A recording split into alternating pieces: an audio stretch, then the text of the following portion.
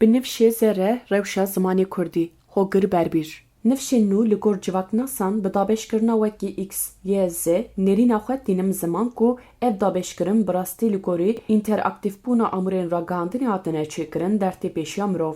Ji ber ku nifşê dîjîtal bi navê nifşê zeyê tê nasîn û dest pê dike ku înternet, kompîtûr û telefonên destan û wekî kanalên ragihandinê tê tercihkirin.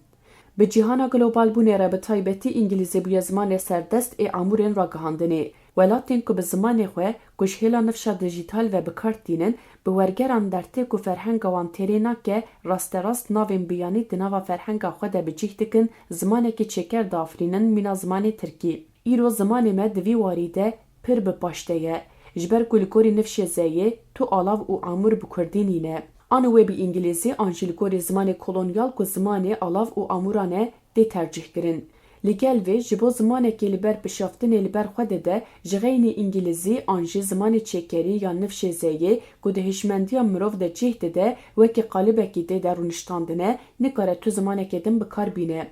Di gel vê azweriya bilez û înteraktîf ya nifşê zeyê ku zimanê Kurdî neçar dimîne di warê din yên jiyanê û rojane de bilez û bez berbihelandinê ve diçe. Hevokên ku her roj her kêlî bi zimanê dîjîtal li gor zimanê rojane tê bikar anîn bi her awayê xwe wek hewcedarî çawa dertê pêşiya mirov wiha xwe dide qebûl kirin jî. Ketiya rewşa ku mirov bi bikar anînê re xwe hêsantir hîs bike. Dengdêr ji nav peyvên nivîskî tê derxistin, di zimanê axaftinê de bi peyvên çêker û sade tê kurtkirin û di hişmendiya mirov de dibe rengdêr. Bi îfadeyên ji xalbendan pêk tê, hewl tê dayîn ku wek rewşek normal be tê qebûl kirin. Mixabin ziman li hember vê sosyetê nikare bikeve nava cewhera parastinê. Ji bilî zimanê teknolojiyê ku serdest e û dertê pêş her wiha veguhestina zimanê axaftinê û nivîsandinê di nava nifşê zeyê de her ku diçe berbelav dibe. Kesên ku dikarin hevokên rast çê bikin jî di nava hindikayiyê de dimînin û diperçixin. Nivîsên bi zimanê cuda li ser medyaya dîjîtal, forum û malperên tora civakî hatine bicihkirin, bi vê sedemê re zimanê zikmakî li hember wan nayê bicihkirin, an jî kêm dimîne û li hember bişaftinê nikare li ber xwe bide. Çend malper û medyayên dîjîtal ku bi Kurdî dertê pêşberî mirov têrî nake. Her wiha kodên bikar anînê tev bi zimanê kolonyal e, hew naveroka ku tê parvekirin tenê bi zimanê zikmakî dimîne. Ev jî malxerabiya zimanek ku kêmketî maye. Amûrên ragihandinê û nifşê zeyê. Di cîhana civaknasiyê de nifş têgînek ku ji bo danasîna demên diyarkirî tê bikar anîn. Bi gelemperî ciwanên piştî salên 1995 hatine dinê serdemek ku teknolojî bilez û bez pêş ve diçe mezin dibin û wek nifşê zeyê tê pênasekirin. Di heman demê de ji vê nifşê re generasyon Z jî tê gotin. Ev nifş yek ji wan nifşanek ku bandorên rasterast ên van pêşketinên teknolojîk bi her awayî di xwe de didin hîskirin. Taybetmendiyên vî nifşî zû bi zû adaptasyonê teknolojiyên dîjîtal dibin. Bikar anîneke berfireh a înternetê ku ji kompîtûr û telefonên destan pêk tê dibin bandora bikar anîna platformên medyaya civakî û danûstandinên serhêl de dimînin. Bi şêwazên ragihandinê û bikar anînên bilez re civak jî wiha dikeve bin bandora guherînên berbiçav. Di vê mijarê de rol û bandora teknolojiyê li ser alav û amûrên ragihandinê û bikar anîna zimanê nifşê zeyê ku dibin bandora zimanê dîjîtal ê çêkirî de dimîne, zimanê zikmakî pêş nakeve û neçar dimîne ku vî nifşî ji nifşê berê ve diqetîne. Ev nifş bi gelemperî ragihandinê li ser platformên medya civakî peyamên nivîskî tercih dikin. Pirtûkxwendinê dikujin, li şûna dan û stenderên civakî ku dîwan, qada şêwrê û yên din telefonê tercih dikin. Kevneşopya heyî tavlê dikujin û li dewsa wê tavlê WhatsApp, Telegram û Messenger û her wekî din diguherin. Platformên parvekirinên dîtbariyên wek YouTube, Instagram û TikTok ku amûrên girîngin şêwaza ragihandinê ya nifşê zeyê de avakirin.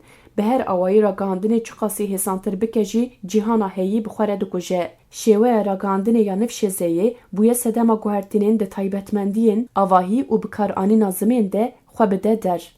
Weke mînak sêdebûna bikar anîna kurtenivîsan û emojiyan di zimanê nivîskî de bûye sedem ku ragihandin bileztir û hêsantir bibe.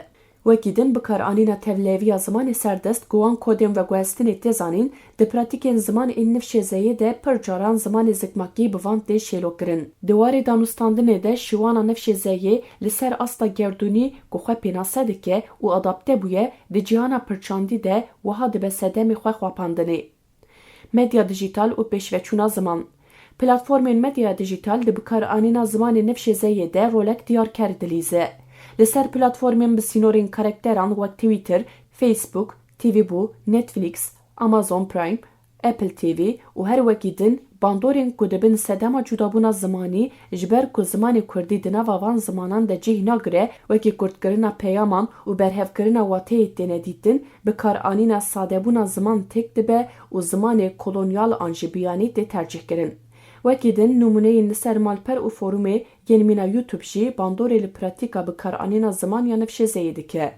Axaftin wenda dibe û hewldanên vîdyoyan bi zimanê emojîk ku tê bikaranîn dibe sedem ku pîvanên zimanê axaftinê dûr bikeve. Di vê mijarê de lêkolîna li ser alav û amûrên ragihandinê û bikaranîna zimanê nifşê zeyê bandora pejirandina şêwaza ragihandinê ya ku bi teknolojiyê re bûye yek li ser pêşketina ziman divê li ser bêsekinandin. Demildest zimanê medyaya civakî her awayî bikaranîna kodên di telefonên destan û amûrên sehêl yên ji bo bibe zimanê zikmakî ku xwe li hember vê pîşaftinê karibe biparêze çi dest bê gereke bêkirin.